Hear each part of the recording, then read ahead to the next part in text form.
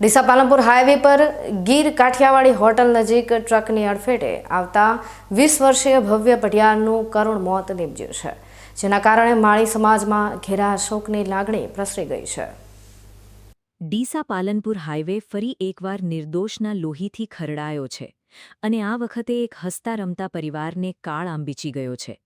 ડીસાના 3 હનુમાન મંદિર નજીક એમકે પાર્કમાં રહેતા દિનેશભાઈ પઢિયારનો 20 વર્ષનો લાડકવાયો દીકરો ભવ્ય પઢિયાર પોતાના મિત્રો સાથે પાલનપુર નવી કાર જોવા ગયો હતો.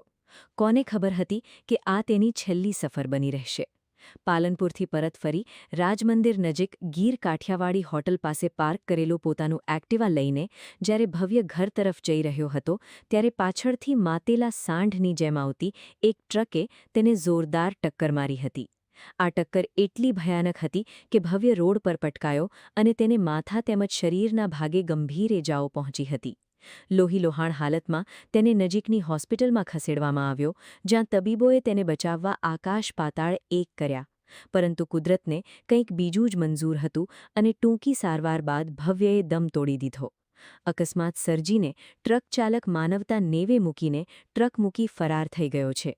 ભવ્યના મોતના સમાચાર વાયુ વેગે પ્રસરતા પઢિયાર પરિવાર અને માળી સમાજમાં જાણે આભ તૂટી પડ્યું હોય તેવી સ્થિતિ સર્જાઈ છે.